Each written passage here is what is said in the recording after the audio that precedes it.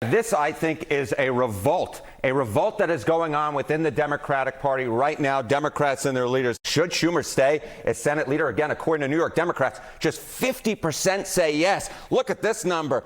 48% say no. This screams siren going off. Primary challenge, primary challenge, primary challenge. Right now, I am focused on showing the American people how bad Trump's economics are for them, how he is putting our democracy at risk. Okay, that was CNN polling expert Harry Enton saying Democrats are now in open revolt against Democrat leaders. The old guard, like Senate Majority Leader Chuck Schumer. AOC, the far left, is on the rise. That was MSNBC asking Senator Schumer, should he step aside? He dodged that question. Let's welcome to the show Indiana Governor Mike Braun. Governor, it's always a pleasure to see you again.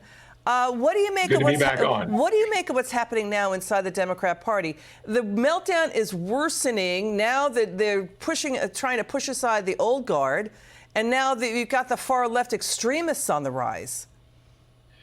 Well, I like their favorite word, chaos. And when you look at Schumer, Pelosi, Jeffries, and we're trading down from bad to worse, AOC, Jasmine Crockett.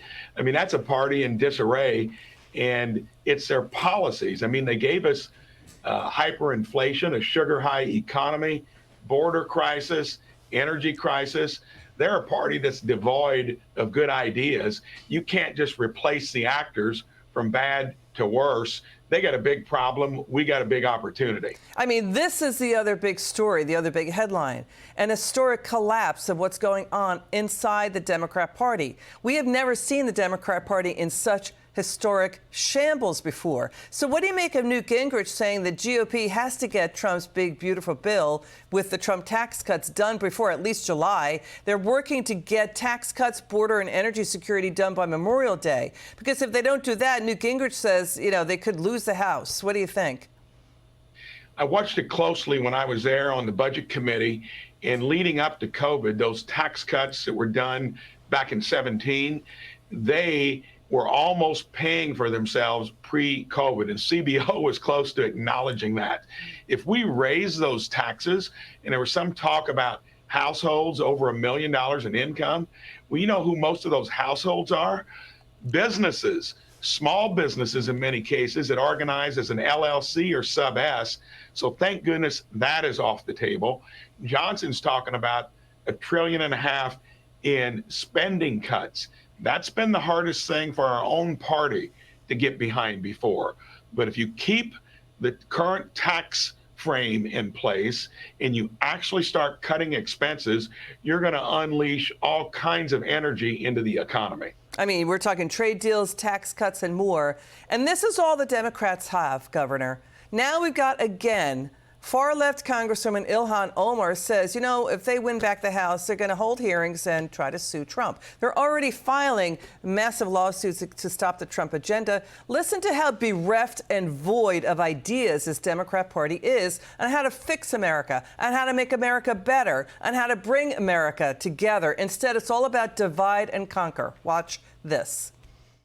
Democrats are in the minority in the House and in the Senate, and that drastically reduces our power.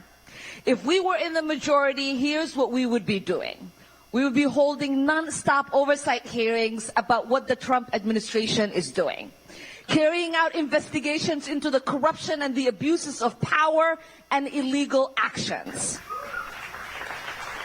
Really just pathetic. Frankly, I've been covering D.C. for 40 years. That's just pathetic. You've got nothing else. That's it. You're just going to attack Trump. And, what are your ideas to fix America? What are they, Governor? What do the Democrats have? That's the old game plan. They're doubling down on craziness. Get the reconciliation bill done. Return prosperity to the country. Just stay firm and do it. It's one reason I wish I was still there. Finally, they're getting to it. All of us governors are backing it as well. Governor Mike Braun, you're wonderful. Thanks for being with us.